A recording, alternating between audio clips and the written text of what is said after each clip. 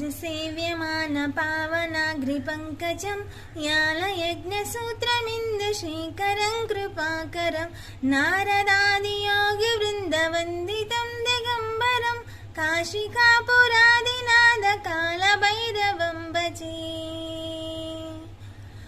भानुकोटिभास्वरं भवाद्दितारकं परं नीलकण्ठमीप्सितार्धदायकं त्रिलोचनं कालकालमम्बुजाक्षमक्षकूलमक्षरं काशिकापुरादिनाथकालभैरवं भजे।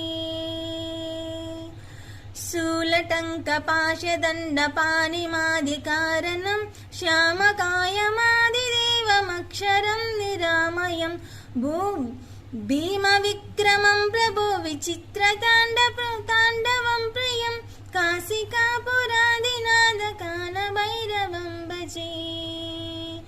भुक्तिमुक्तिदायकं प्रशस्तचारुविग्रहं भक्तवत्सलं स्थिरं समस्तलोकविग्रहं निक्वनं मनोज्ञहिमकिङ्किणीलरस्कटं काशिकापुरादिनाथकालभैरवं भजे।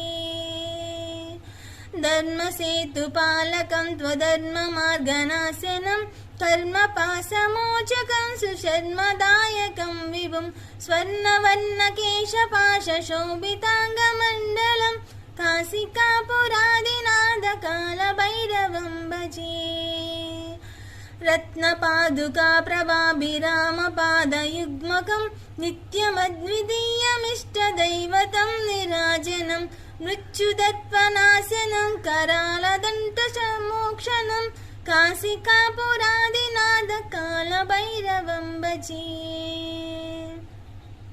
अट्टहासभिन्नपद्मजण्डकोशसन्तितं दृष्टिपातनष्टपापजालमुग्रशासनम् अष्टसिद्धदायकं कपालिमालिकाधरं काशिकापुरादिनाथकालभैरवं भजे।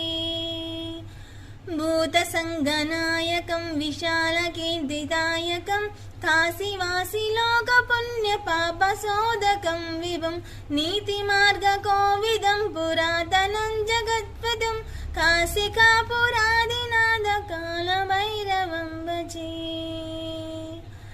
कालभैरवाष्टकं पठन्ति ये मनोहरं ज्ञानमुक्तिसाधकं विचित्रपुण्यमर्दनं शोकमोहलोभधान्यकोपतापनाशनं त्रिप्रयन्ति कालभैरवाग्निसन्निधिं ध्रुवम्।